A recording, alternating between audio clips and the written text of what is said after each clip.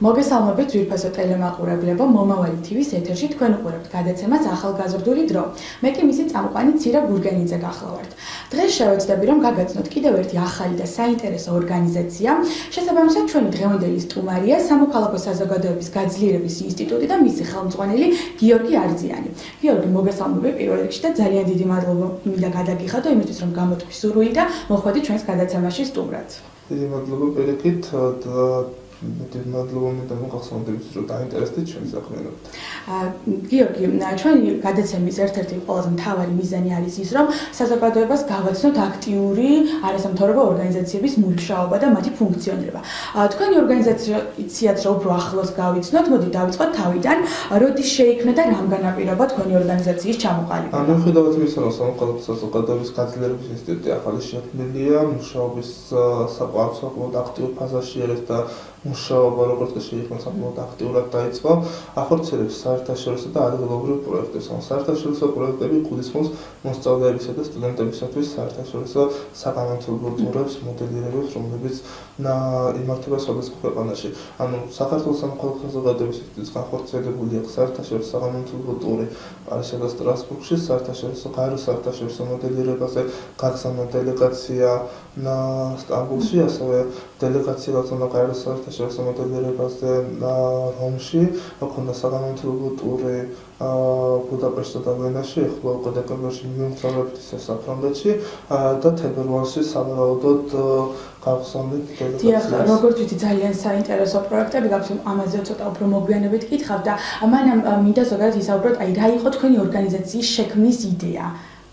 შექმნის იდეაზე რომ ვისაუბროთ, ეს შევიკრიბეთ ადამიანები, რომელთაც გვაერთიანებდა მსგავსი ღირებულებები, რომელთაც გვინდოდა რომ საგანმანათლებლო პროექტები განხორციელებული იყო არა მხოლოდ თბილისში და დედაქალაქში, დიდ ქალაქებში, არამედ გვინდოდა რომ ხელმისაწვდომი გამხდარიყო მსგავსი პროექტები საქართველოს სხვადასხვა რაიონში. ძირითადი მიზეზი ეს იყო ორგანიზაციის შექმნის, რის შემდეგაც ჩვენ უკვე ჩამოვაყალიბეთ ორგანიზაცია, გავწერეთ წესდება და უკვე ერთ წელზე მეტია, რაც ორგანიზაცია არსებობს და ახორციელებს საკმაოდ აქტიურობას. ვინ არიან ძირითადად თქვენი ორგანიზაციის წევრები და ვინ იყავით ის ადამიანები, რომლებიც პირველ ეტაპზე გაერთიანდით ამ ორგანიზაციის ფარგლებში და ცნობილი სახეები არიან, ასე რომ თქვა და საზოგადოებისთვის რა თქმა უნდა, თუმცა ძალიან აქტიური ხალხი. ეს არის ჩემი აზრით მთავარი აქტიურობა. ამ ეტაპზე სტუდენტები ხართ ძირითადად ორგანიზაციის წევრები თუ სტუდენტებიც ვართ, არა სტუდენტებიც ვართ, გააჩნია პროექტს, გააჩნია აქტივობას და სხვადასხვა პიროვნებებია ჩართული პროექტების მიხედვით. და თქვენი ორგანიზაციის ძირითადი მიზნები და ამოცანები რა არის? ცოტა ვრცლად რომ ვისაუბროთ ამაზე, ისი მიღწევა ცდილობთ, რა გინდათ რომ გააკეთოთ და შეცვალოთ, ასე ვთქვათ. საინტერესო შეკითხვაა. ზოგადად ნებისმიერი ორგანიზაციის ორგანიზაცია თავის მიზნებში იკრიბება რაღაც ღირებულებების გარშემო. ჩვენ შემთხვევაშიც მოხდა მსგავსი რამ, როგორც უკვე აღნიშნე, ჩვენი ძირითადი მიზეზი, ანუ ძალიან დიდი მნიშვნელობა აქვს და ახალგაზრდები რა თქმა უნდა დაიტვირთონ აკადემიური დონის გაუმჯობესებით. თუმცა მხოლოდ მაღალი აკადემიური მოსწრება სკოლაში თუ უნივერსიტეტში არ არის საკმარისი იმისათვის, რომ მათ შეძლონ თავიანთი შესაძლებლობების წარმოჩენა და ასე შემდეგ. გარდა აკადემიური კუთხისა ძალიან მნიშვნელოვანი ყურადღება იქცევა ზოგადად საზღვარგარეთ და ჩვენ ვცდილობთ ეს კულტურა დავამკვიდროთ სხვა არასამთავრობო ორგანიზაციებთან ერთად, რომ არასფორმალურ განათლებას გავუწიოთ პოპულარიზაცია. ანუ არაფორმალური განათლების პოპულარიზაციის გაღწევა არის ერთ-ერთი მნიშვნელოვანი ღირებულება, რომელსაც ჩვენ ვახორციელებთ და უბრალოდ ეს არის გზა, რომელთაც ჩვენ შეიძლება მივიდეთ ამ მიზნამდე, რომელიც ორგანიზაციას აქვს. საბოლოო ჯამში ჩვენ მსგავსი პატარა ახალგაზრდული და აქტიური არასამთავრობო ორგანიზაციები ახერხებენ იმას, რომ სამოქალაქო საზოგადოება დღითიდღე უფრო და უფრო ძლიერდება საქართველოში და თუ ჩვენ შევადარებთ გასულ წლებს და იმ პასუხისმგებლობებს, რაც აუღია სამოქალაქო საზოგადოებას და იმ პასუხისმგებლობებს, რაც იღებს დღეს, შესაძლებელი არ იყოს რადიკალურად დიდი სხვაობა, მაგრამ არსებობს განსხვავება. როგორც უკვე აღნიშნეთ, არაფორმალურ განათლებას პოპულარიზაცია ძალიან აქტიურად მიმდინარეობს დედაქალაქში, თუმცა ძალიან მცირეა ეს აქტივობები რეგიონებში. არც რეგიონებში ხდება რა თქმა უნდა არსებობს გავსი აქტივობები, მაგრამ მაინც ძირითადად დიდ ქალაქებში. თქვენი ორგანიზაცია რეგიონების განვითარების კუთხით და ჩართულობის კუთხით რას აკეთებთ? ჩვენს ნებისმიერ პროექტში შესაძლებლობა აქვს ჩართულ ახალგაზრდებს საქართველოს ნებისმიერ რაიონიდან და გარდა ამისა იგეგმება და მომავალი წლიდან აუცილებლად ჩვენ განვახორციელებთ რაიონულ პროექტებს, რომელიც მორგებული იქნება, ანუ გეგმაშია და გაწერილია ეს პროექტები, ამ შესახებაც ახლა სადარვისავთ. ანუ ზოგადად თქვენ აკეთებთ პროექტებს დედაქალაქში, ასე ვთქვათ. თუ ცდილობთ, რომ თქვენ თვითონ ჩახვიდეთ რეგიონებში და არა მხოლოდ ის, რომ ვთქვათ, რეგიონში მცხოვრებას თუნდებათ, ანუ ახალგაზრდება გამოთქვან სურვილი ამ ყველაფერში მონაწილეობა. ხო, გასაგებია, რასაც მეკითხებით, ანუ ძირითადად რა თქმა უნდა სამუშაო ცენტრი არის დედაქალაქში, თუმცა ამ მხოლოდ დედაქალაქში ახალგაზრდები არ იღებენ მონაწილეობას, მაგალითად ჩვენს უახლოეს საერთაშორისო პროექტში ბათუმის მოსწავლეები იღებენ მონაწილეობას, გარდა ამისა გვქონდა საზაფხულო სკოლა ბათუმში, სადაც ეს აგვისტოს წლებში იყო, სადაც ცხოვრები ახალგაზრდები იღებდნენ მონაწილეობას, ვატარებთ სხვადასხვა სახის დისკუსიებს, გქონია შეხვედრები საქართველოს რაიონში სხვადასხვა რაიონში ახალგაზრდებთან და მხოლოდ დედაქალაქზე მორგებული. ანუ მაქსიმალურად ცდილობთ შეძლებს დაგვარად რომ მოიცვათ რეგიონებს. წეგან ახსენეთ რომ ერთ წელზე ცოტა მეტი ხანია რაც არსებობს თქვენი ორგანიზაცია. ამ ხნის განმავლობაში როგორ შეაფასებთ, რამდენად ნაყოფიერი იყო თქვენი მუშაობა? მე ვთქვი რომ საკმაოდ ნაყოფიერი იყო, რა თქმა უნდა შესაძლებელი იყო მეტის გაკეთება, თუმცა ჩვენ არ ვართ ეს ადამიანები, შექმნები არ ვართ ეს ადამიანები, რომელსაც ქონდა ამბიცია რომ ერთ წელში რაღაც რევოლუციური გარდაქმნები განვახორციელებინა. რადგან ქონდა როგორც უკვე აღნიშნეთ, საკმაოდ აქტიურად მუშაობს ჩვენი ორგანიზაცია, გვაქვს ძალიან ხშირად პროექტები და ამ პერმანენტულ ხასიათს ატარებს ჩვენი მუშაობა და არა მხოლოდ მაგალითად პროექტისთვის მუშაობ დაგმორჩა, ანუ პარალელურად ვახორციელებთ სხვადასხვა სახის პროექტებს. თავისთავად მუშაობის პერიოდში ჩნდება ახალი იდეები, ვაფასებთ განმილგზას და ხედავთ იმ სისტემებს, რაც კი გქონია და ვცდილობთ ამ სისტემების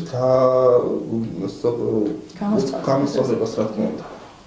ანუ მე დაგეთანხმებით იმაში რომ ერთი წელი ძალიან არ არის დიდი დრო და ვიცნობ თქვენი ორგანიზაციის მუშაობას გადავხედე და შემიძლია ვთქვა რომ საკმაოდ კარგი შედეგები გაქვთ ამ დროის გათვალისწინებით და მომავალშიც უფრო დიდ წარმატებებს გისურვებთ რა თქმა უნდა.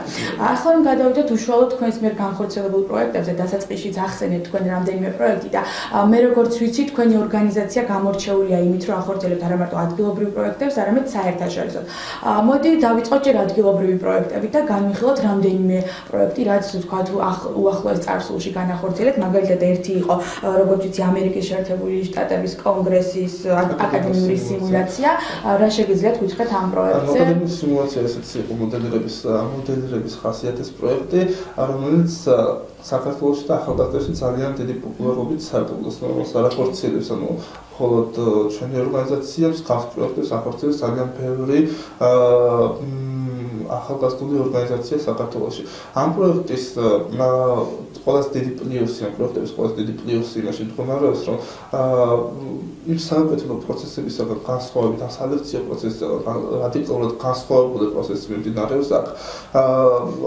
ანუ საერთაშორისო ურთიერთობის მნიშვნელოვან საკითხებზე მსჯელობენ და მუშაობენ ეს ახალგაზრდები და ეს არ არის მხოლოდ მაგალითად ფურცლებთან, დაწერილ ტექსტებთან, წიგნთან ურთიერთობა. ესენი პრაქტიკული გზით ახორციელებენ და ირგებენ, ასე რომ ვთქვათ, იმ როლს, შედიან როლში, როგორ განახორციელებენ, რა დასკვნამდე მივიდოდნენ, როგორ მოახდინებდნენ სხვადასხვა მნიშვნელოვან საერთაშორისო ურთიერთობების სხვადასხვა მნიშვნელოვან საკითხების გადაჭრის გზევამდე საკმაოდ გამოცდილი დიპლომატები, რომლებიც მუშაობენ სხვადასხვა სახის საერთაშორისო ორგანიზაციებში. შესაბამისად, გარდა იმისა, რომ რა თქმა უნდა ისინი სწავლობენ, როცა არ უნდათ სწავლა ისინი ესმით ამ 3 დღის განმავლობაში რაღაც დავალებები ეძლებათ. პრაქტიკული მხარეები რა თქმა უნდა ყველაზე მნიშვნელოვანია. რა თქმა უნდა, დავალებები ეძლებათ და საბოლოოში შეუძლებელია რომ რაღაც არ დარჩეთ ამ კონკრეტული საკითხის ირგვლივ მაინც.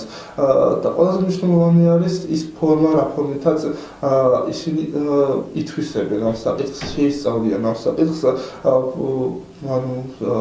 სხვადასხვა პრაქტიკული დებატების გზით და ასე შემდეგ ისინი არ არიან მაგალითად ის კონკრეტული პიროვნებები, რომლებიც რეალურ ცხოვრებაში არიან. ისინი ირგებენ დიპლომატების, ვახტმის კონგრესმენების თუ ძალიან საინტერესოა მეკვლი ასე თქვა ეს როლების მორგება. შემდეგ პროექტზე რომ გადავიდეთ, რომელიც როგორც ვიცი დედლაინი ანუ კიდე არის ამ ყველაფრის ინგლისური ენის ოლიმპიადა მოსწავლეებისათვის. ინგლისური და მათემატიკის ოლიმპიადა იყო, რომლის პირველი ტური ინგლისურ ენაში განახორციელეთ კვირას. ეს არის ოლიმპიადა ატურინი, რომელიც გამოირჩევა იმით, რომ აღნიშნულ ოლიმპიადაში არის ბევრი ოლიმპიადები, რომელშიც მსგავსი ტიპის მოსწავლეები იღებდნენ მონაწილეობას. ამ ოლიმპიადაში მონაწილეობას იღებდნენ სპეციალური საჭიროების მქონე ბავშვები, რომლებიც არიან ძალიან მნიშვნელოვანი ის არის, რომ ისინი არიან იზოლირებული ახალგაზრდების სხვა მონაწილეებისაგან და თავს ხრდნენ როგორც ჩვეულებრივი სხვა ოლიმპიადები, სხვებთან ერთად ისხდნენ აუდიტორიაში და მათი ყველა ნაწერი და ნამუშევარი გასწორებული და როგორც მითხრეს, საკმაოდ მაღალი შედეგებიც აჩვენეს. ძალიან საინტერესო და ძალიან კარგი ვთვლი მსგავსი პროექტები, სადაც ანუ ასეთი ბავშვები არიან ჩართულები. კიდევ ერთ პროექტზე მინდა გკითხოთ ჟურნალისტიკითა და დიპლომატიით დაინტერესებული მოსწავლეებისათვის. დიახ, ეს არის ჟურნალისტიკის კურსები, ჟურნალისტიკის დაინტერესებული მოსწავლეებისათვის და მეორე არის პროტოკოლის სკოლა მოსწავლეებისათვის, რომელსაც აინტერესებთ საერთაშორისო ურთიერთობები. ჩვენ ვცდილობთ, რომ მოვერგოთ ახალგაზრდების ინტერესებს და გავაძლიეროთ თეორიული და პრაქტიკული ცოდნა იმ თემების მიმართ, რომელიც მათ აინტერესებს.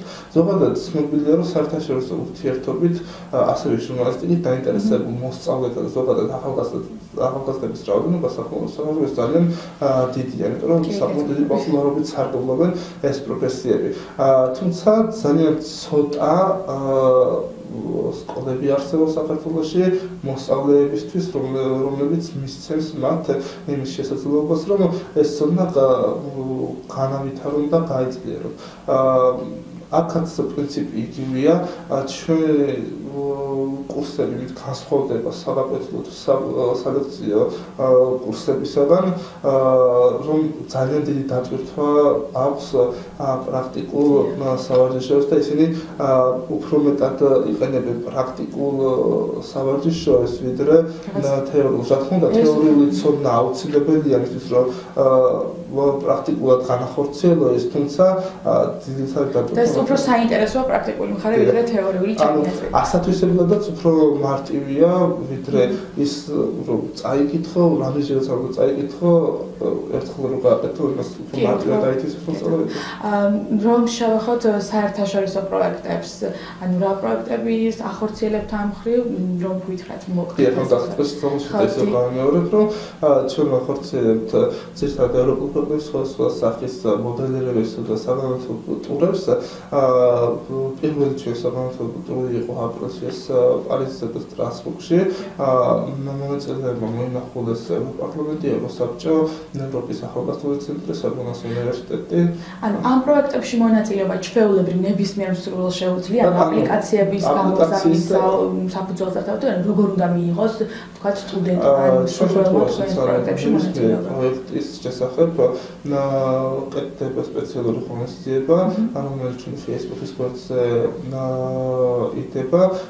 მონაწილე დაინტერესებული პირი თავიდან ეცნობა პროექტს, ამის შემდეგ დასრულების შემთხვევაში ავსებს სპეციალურ სააპლიკაციო ფორმას, რის შემდეგაც ხდება მონაწილეთა გადარჩევა, მიმდინარეობს მეორე გასაუბრების ეტაპი და გასაუბრების ეტაპის შემდეგ ხდება მონაწილეთა შერჩევა.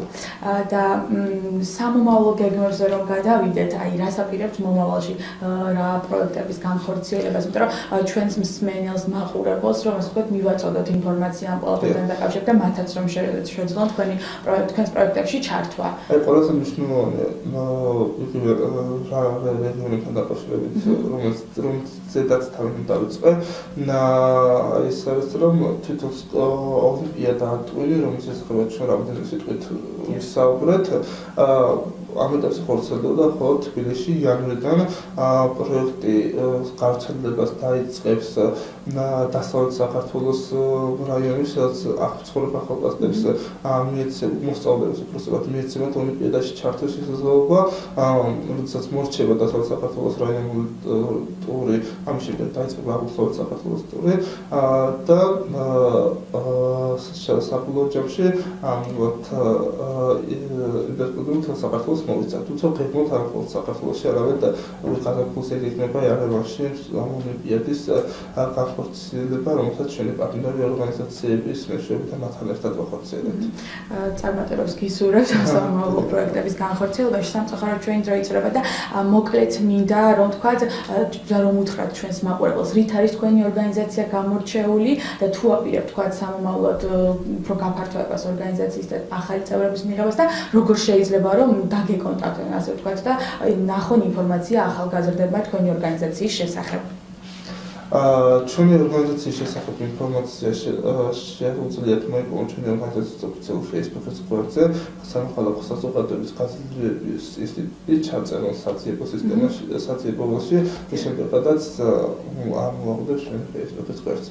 ჩვენთან ყველა ინფორმაცია ახალი პროექტის შესახებ იდება Facebook-ის გვერდზე, სადაც ასევე მოხალისეების ორგანიზატორების თუ სხვა საჭირო პირების შესახებაც ავდეთ ინფორმაციას და თუ აღდგენები ნახტივრად თავს აუცილებლად ძალიან კარგი, ძალიან დიდი მადლობა, ძალიან საინტერესო იყო თქვენი გაცნობა და დაგემშვიდობებით.